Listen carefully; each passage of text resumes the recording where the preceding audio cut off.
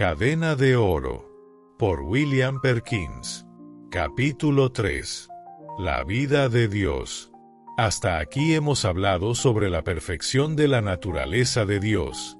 Ahora sigue la vida de Dios, por la cual la naturaleza divina es activa, vive y se mueve. Mi alma tiene sed de Dios, del Dios vivo. ¿Cuándo vendré y me presentaré delante de Dios? Salmo 42:2. Mirad, hermanos, que no haya en ninguno de vosotros corazón malo de incredulidad para apartarse del Dios vivo. Hebreos 3:12. El carácter activo de la naturaleza divina.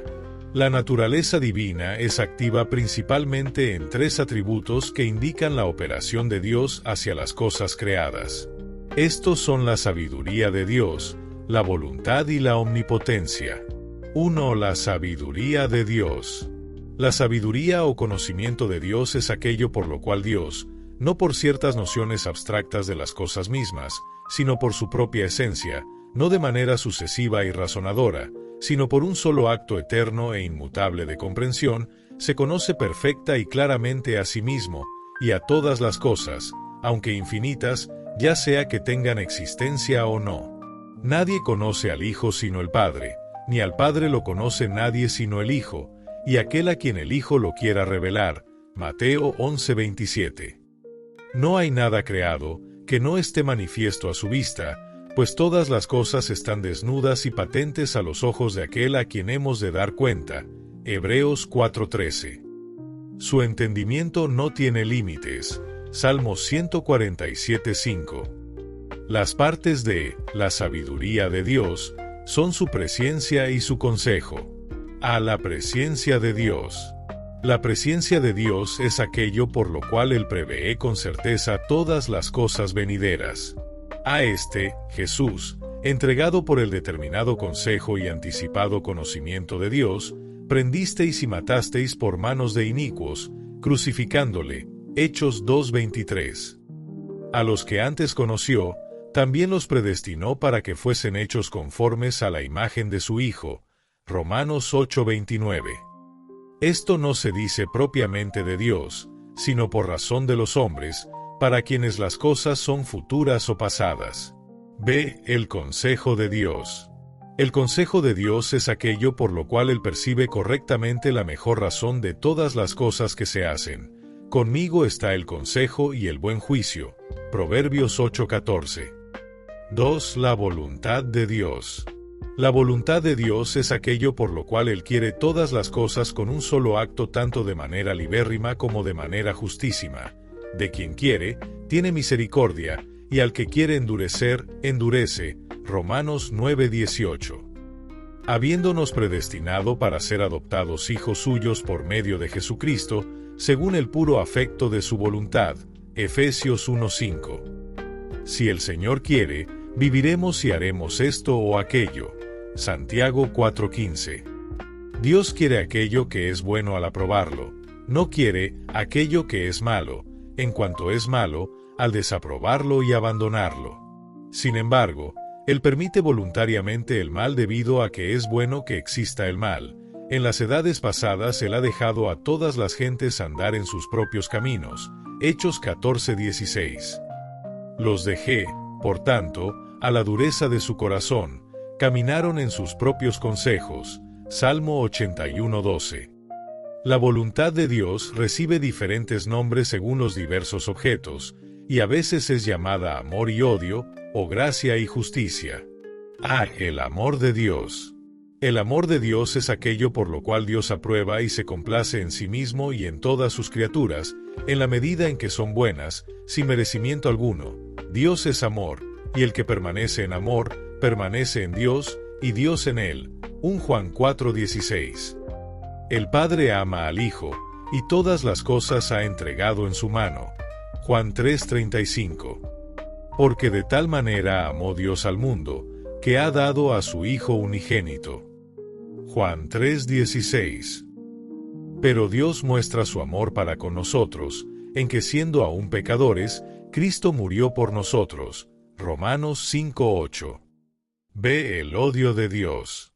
El odio de Dios es aquello por lo cual a él le desagrada y detesta su criatura que ofende por su falta, pero de los más de ellos no se agradó Dios, por lo cual quedaron postrados en el desierto. 1 Corintios 10:5. Aborreces a todos los que hacen iniquidad. Salmo 5:5. Has amado la justicia y aborrecido la maldad. Salmo 45:7. C. La gracia de Dios. La gracia de Dios es aquello por lo cual Él muestra gratuitamente su favor a sus criaturas, y si por gracia, ya no es por obras, de otra manera la gracia ya no es gracia. Y si por obras, ya no es gracia, de otra manera la obra ya no es obra. Romanos 11:6. Porque la gracia de Dios se ha manifestado para salvación a todos los hombres, enseñándonos que, renunciando a la impiedad y a los deseos mundanos, vivamos en este siglo sobria, justa y piadosamente. Tito 2:11-12. La gracia de Dios es o su bondad o su misericordia. 1. La bondad de Dios. La bondad de Dios es aquello por lo cual Él, siendo absolutamente bueno en sí mismo, ejerce gratuitamente su liberalidad sobre sus criaturas. Él le dijo: ¿Por qué me llamas bueno? Ninguno hay bueno sino uno, Dios. Mateo 19:17. Para que seáis hijos de vuestro Padre que está en los cielos, que hace salir su sol sobre malos y buenos, y que hace llover sobre justos e injustos. Mateo 5:45. 2. La misericordia de Dios. La misericordia de Dios es aquello por lo cual Él socorre libremente a todas sus criaturas en sus miserias. Por tanto, Jehová esperará para tener piedad de vosotros. Isaías 30:18.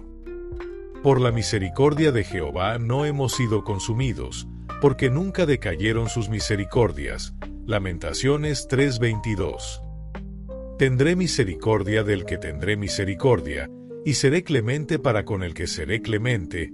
Éxodo 33:19. D. La justicia de Dios. La justicia de Dios es aquello por lo cual Él quiere lo que es justo en todas las cosas.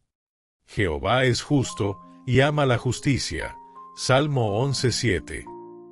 Porque tú no eres un Dios que se complace en la maldad. Salmo 5:4. La justicia de Dios se encuentra en palabra o en hecho. 1. La justicia en palabra. La justicia en palabra es aquella verdad por la cual Él quiere de manera constante y cierta lo que ha dicho. Sea Dios veraz, y todo hombre mentiroso. Romanos 3:4. El cielo y la tierra pasarán, pero mis palabras no pasarán. Mateo 24:35. De ahí que haya cierta justicia de Dios en cumplir su promesa. Si confesamos nuestros pecados, Él es fiel y justo para perdonar nuestros pecados. 1 Juan 1:9. Por lo demás, me está guardada la corona de justicia, la cual me dará el Señor, juez justo, en aquel día. 2 Timoteo 4:8. 2. La justicia en hecho. La justicia en hecho es aquello por lo cual Él dispone o recompensa. A. La justicia ordenadora de Dios. La justicia ordenadora de Dios es aquello por lo cual Él, como Señor libérrimo, ordena rectamente todas las cosas en sus acciones. Justo es Jehová en todos sus caminos. Salmo 145:17. B. La justicia retributiva de Dios. La justicia retributiva de Dios es aquello por lo cual Él retribuye a su criatura según su obra. Es justo delante de Dios pagar con tribulación a los que os atribulan, y a vosotros que sois atribulados, daros reposo con nosotros. 2 Tesalonicenses 1:6-7. Y si invocáis por Padre a aquel que sin acepción de personas juzga según la obra de cada uno, conducíos en temor todo el tiempo de vuestra peregrinación. 1 Pedro 1:17. Jehová, Dios de retribuciones, dará la paga. Jeremías 51:56. Esta justicia es o su bondad o su ira. 1. La bondad de Dios es aquello por lo cual Él recompensa gratuitamente la justicia de su criatura. Esto es demostración del justo juicio de Dios, para que seáis tenidos por dignos del reino de Dios, por el cual asimismo padecéis. 2 Tesalonicenses 1:5. El que recibe a un profeta por cuanto es profeta, recompensa de profeta recibirá, y el que recibe a un justo por cuanto es justo, recompensa de justo recibirá. 42 Y cualquiera que dé a uno de estos pequeñitos un vaso de agua fría solamente, por cuanto es discípulo, de cierto os digo que no perderá su recompensa. Mateo 10:41-42. 2. La ira de Dios es aquello por lo cual Él quiere el castigo de la criatura que ofende. Porque la ira de Dios se revela desde el cielo contra toda impiedad e injusticia de los hombres que detienen con injusticia la verdad. Romanos 1:18. El que rehúsa creer en el Hijo no verá la vida, sino que la ira de Dios está sobre él. Juan 3:36. Hasta aquí en cuanto a la voluntad de Dios, ahora sigue su omnipotencia. 3. La omnipotencia de Dios. La omnipotencia de Dios es aquello por lo cual Él es sumamente capaz para realizar toda obra. Para los hombres esto es imposible, mas para Dios todo es posible. Mateo 19:26. No obstante, algunas cosas deben exceptuarse aquí.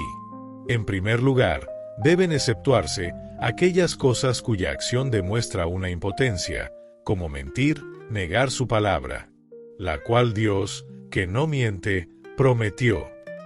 Tito 1:2. Él no puede negarse a sí mismo. 2 Timoteo 2:13.